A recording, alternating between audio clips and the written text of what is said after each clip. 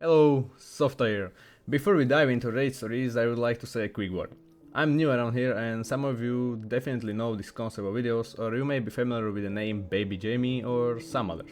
I'm not trying to copy him or anyone else, but then you may question why am I doing this. I'm a huge fan of Jamie's and he's one of the reasons I'm starting this YouTube journey, honestly. But there is a few more reasons. The first one is quite simple. I just like reading overall. Next one is simple as well.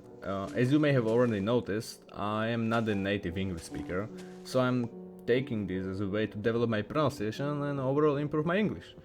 The last one is the hardest for me. I have a big problem to speak in front of people I do not know, so I decided to put myself out there and face these things. While I try to overcome and improve myself during the process, and who knows, we might learn something new together. Well, I think that's enough words for now. Hopefully you are not bored already. Let's dive into the first story, shall we? The first story was written by Sizov and it goes like this. Substitute teacher sticks her nose where it doesn't belong. Back in 2007, I was a high school senior. I had recently found out I was to be a father. Most would be scared. I was thrilled. I've always known I wanted kids, and though my ex found out, or at least told me a few days after we broke up, I was ready. One day, my history teacher was out, and so we got a substitute that we were quite familiar with. We'll call her Miss Stamper. Miss Stamper had split us into groups to do some work, and we were permitted to speak quietly amongst ourselves when finished. My friend and I began discussing the baby, which by the way turned out not to be mine, but that's a whole other story. And the rest of the group and all the girls joined the conversation. As we were next to her desk, Miss Stamper heard the conversation and decided to join us. Quickly, however, Miss Stamper began asking about when we were going to marry each other. Now, I was raised that staying with someone you don't have feelings for because a child is involved only ends in hurting everyone. I stated that I would be raising my daughter, however, we wouldn't be getting married. We were already broken up and that wasn't changing. Now I don't remember the exact words, but she began berating me using Christianity as the argument as why it was my duty to marry her. I stood my ground that we would not be getting back together and I turned my back to my group and she still continued. Eventually, my friend seeing my discomfort told her she needed to butt out. I would stood my ground and she needed to respect that. Miss Stamper got very angry and made all groups split up and turn on the TV, insisting no one speaks. This, to us, felt like an attack.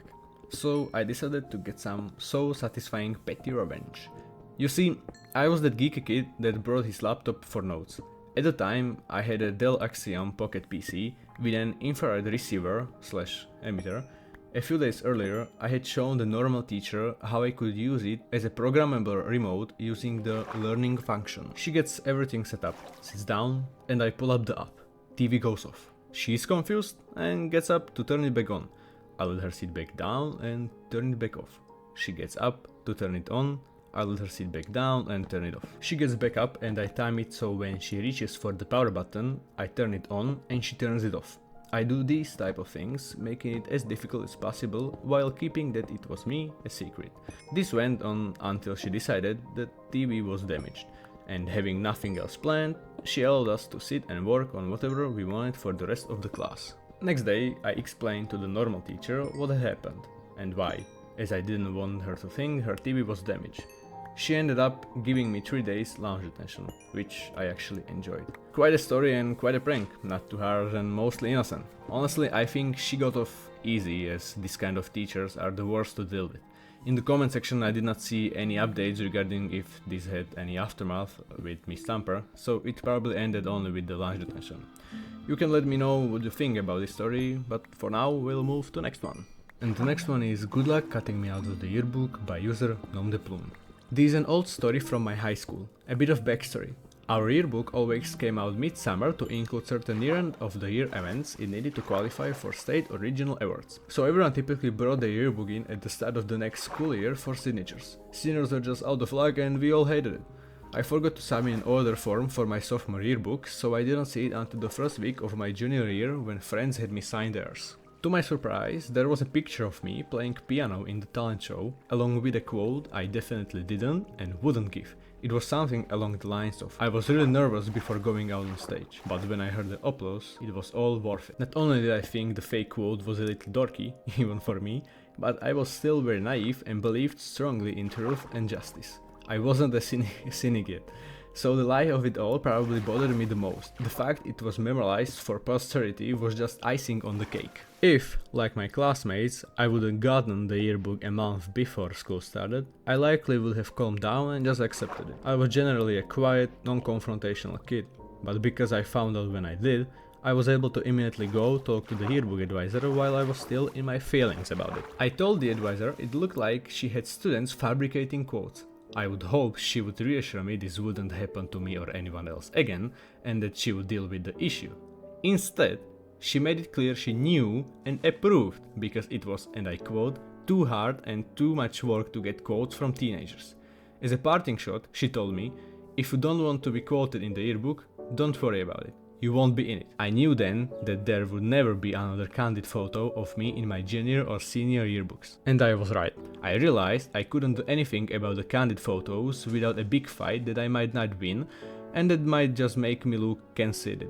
But I also knew she couldn't do anything about the post-official photos. So, I and my friends plotted to get me into every club photo possible. I was an involved kid, so for many clubs I was already a member. Some others were clubs I helped occasionally for their events but wasn't official one of their members. Then there were the ones whose advisors just didn't pay enough attention to notice an extra kid in the lineup and whose members knew what was I doing and thought it was funny. I think I was in dozens of group/club photos my last 2 years of high school.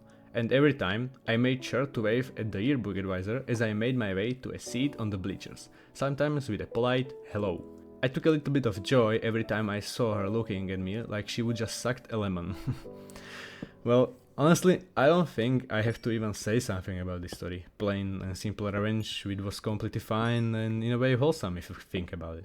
Because in the end, no one was harmed, she or he got to be in almost every photo, so to that I say, mission accomplished. One thing I will add though, when I checked the comment section, user KidneyB2 asked, so did they just mail people their yearbooks in the middle of summer?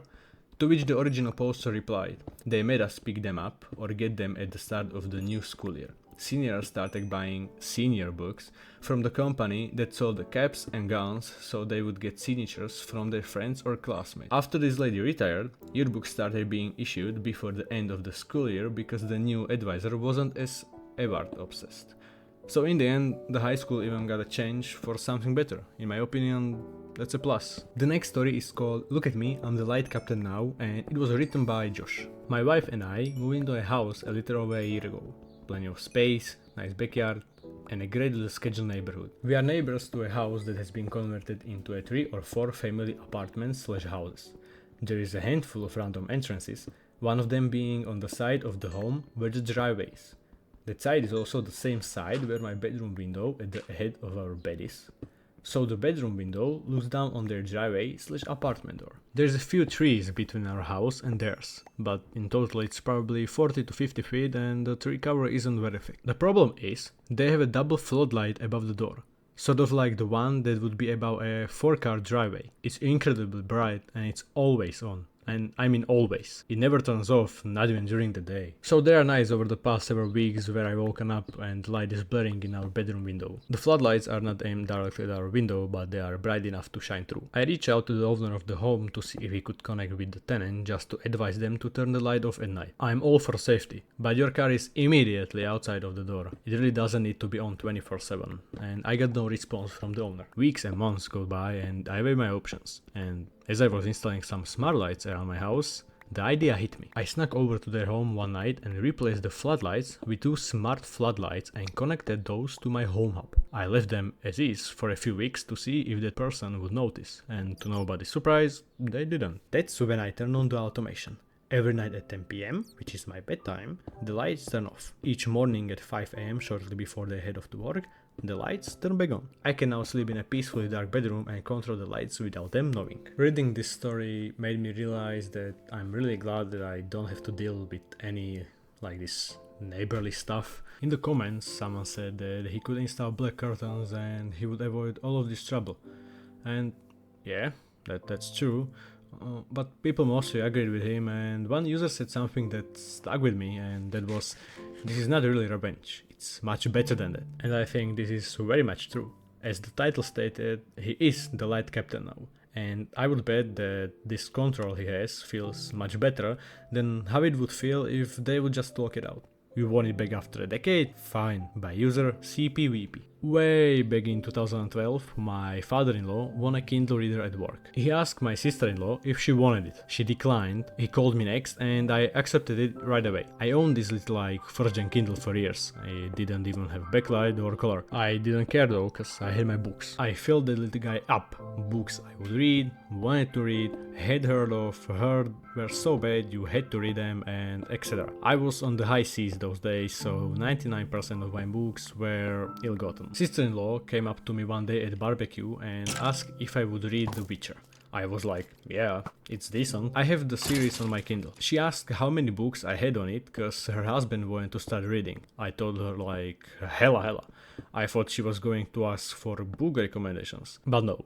She said something like, yeah, about that. That was mine, but Dad gave it to you, so when you are ready, just drop it off at my place. I'm not gonna lie, I called my father-in-law and asked if I was being crazy, cause that's not a normal thing to say, yeah? He told me that it was mine. I would have had it for ages. He said she was tripping. Not his direct words, but you know. And that if I chose to return it, the conditions weren't specified. I'm pretty sure he was suggesting I break it and drop it off at her door. We just plugged it and restored it to factory settings. Wiped it clean and made it just like it was built. She was pissed, told me I wasted an ebook cause she had to throw it away. Rest in peace, little Kindle. I don't know how to feel about this one. In the comment section some people think it's fake, like this user who said, guys, calm down, like every other story on this app is fake and this is probably one of them. VP responded to this comment with, my goodness, I just wanted to share a silly story. I'll go back to my bag now, sorry. But this user decided to push for no reason at all and said, ending the story with, and I quote, rest in peace little Kindle, after under no obligation, you chose to get rid of it. It's so insane. I figured you were some awful bot, but if you are a real person, you desperately need to grow a spine or a brain. Or both. To which VP did not respond, and I don't blame that person, because what Fullshard said was completely unnecessary in my opinion.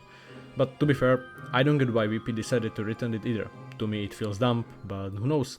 Maybe the reason was that VP did not want any unnecessary family drama, that I would understand. But let me know how you feel about this story. That's all the stories for today, folks. If you watched until now, thank you so much. And as I said in the beginning, I hope this will help me improve myself, so if you have any ideas or any requests on what we could discuss or do in the future, let me know. I will definitely listen. It can be honestly anything. From playing Minecraft, reading other stories, reading your stories perhaps, just let me know. I'm open to anything. So one last time, thank you so much for watching and see you next time. Bye bye!